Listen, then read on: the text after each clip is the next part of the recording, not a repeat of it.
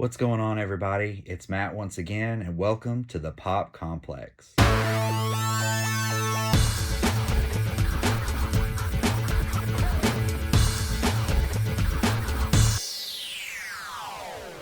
Welcome back to the Pop Complex. Today I'm going to be reviewing a classic 90s cartoon that aired on Nickelodeon from my childhood. That's right, the very first Nicktoon ever, Doug. Doug premiered on Nickelodeon on August 11th, 1991, followed by the premiere of Rugrats and Ren Stimpy. This was the first time Nickelodeon had premiered original animated series, and they dubbed this trifecta Nicktoons, original cartoons exclusive to Nickelodeon, created by new, up-and-coming creators. Doug was created by Jim Jinkins, who had created Doug from various sketches he had done throughout the 1980s, and had even pitched the idea as a children's book before Nickelodeon bought the idea for their Nicktoon. Doug tells the ongoing early adolescent stories of Douglas Yancey Funnie, who moves to the town of Bluffington with his parents Phil and Theta, his eccentric sister Judy, and his comically intelligent dog Porkchop. Doug is the new kid in town and has to sometimes painfully adjust to his new school, town, and friends. One of the major recurring themes of the show is Doug's journal. At the beginning of most episodes, Doug's narration for each episode starts with him writing about his experiences in his journal. He always starts, "Dear Journal," before recapping his latest adolescent crisis. The end of each episode is usually bookended by Doug's resolution recap of his problem that episode that he is writing in his journal. Doug's conflict each episode is very good at capturing the stresses and major concerns of a kid his age. Doug deals with the stresses of everything from getting a haircut, school homework assignments, to avoiding embarrassment from his sister, to the constant bullying by Roger Klotz. Let's talk about some of the major characters in Doug's world. There's Skeeter Valentine, a quirky but popular kid who quickly shows Doug the ins and outs of fitting in Bluffington, including introducing him to the British-sounding rock band The Beats and properly ordering food from the local hangout The Honker Burger. Patty Mayonnaise. Doug quickly develops a secret crush on Patty after meeting her at the Honker Burger. Patty is an athletic girl with a unique raspy voice who lives with her father. A lot of scenarios throughout the series revolve around Doug's embarrassment and discomfort of trying to impress Patty. Judy Funnie. Doug's sister Judy is an eccentric theatrical character.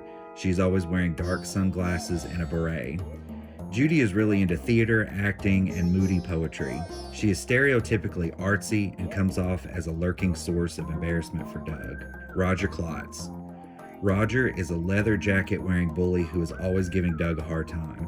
Mostly Roger is harmless, but he never ceases implanting the seeds of worry and doubt in Doug's mind. Porkchop. Porkchop may be Doug's dog, but he is basically as intelligent as and functions just like any of the other characters, as he sometimes wears clothes and is able to perfectly interact with all of the other characters, even without speaking. Mr. and Mrs. Dink. Bud and Tippy Dink are the Funnies' next-door neighbors. The deadpan Tippy Dink plays perfectly off her goofy, quirky husband, Mr. Dink.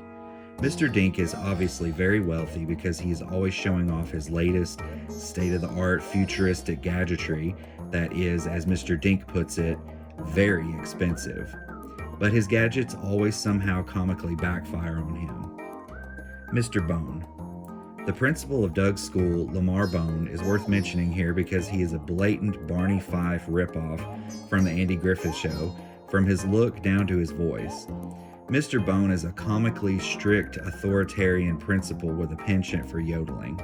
Some of the other characters worth mentioning from the show are BB Bluff, the snobby girl whose rich family founded Bluffington, Chalky Studebaker, the school star athlete, Connie Bing, Alan Moose Leach, Roger's gang Boomer, Ned, and Willie. There's also the Bluffington mayor Bob White. He's self-absorbed and only cares about getting votes. One major, but yet subtle detail about Doug is how the show uniquely showcases diversity. Every character is designed with an unrealistic pastel skin color, from blue to lavender and even green. This is done in such a natural way that you barely even notice while watching.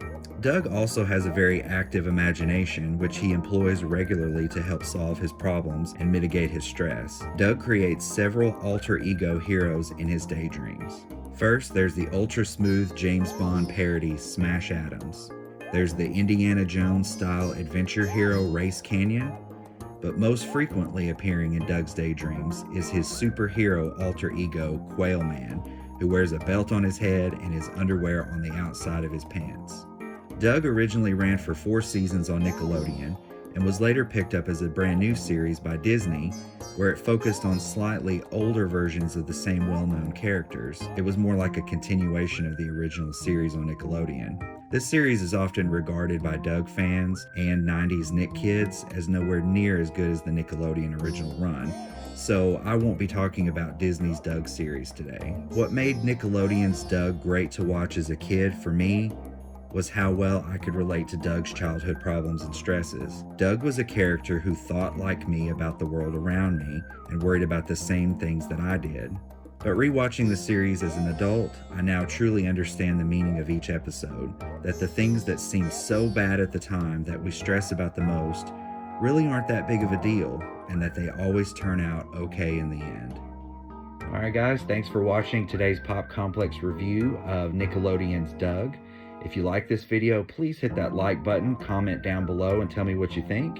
Also hit that subscribe button and hit the bell to be notified anytime the Pop Complex uploads a new video. I'm going to be doing plenty more unboxing videos, toy reviews, classic television, movies, pop culture, and more 90s Nickelodeon. I also have a Patreon page. If you could please go and support me there so you can see more great videos from the Pop Complex. The address is patreon.com/the Pop Complex, and there will be a link in the description as well.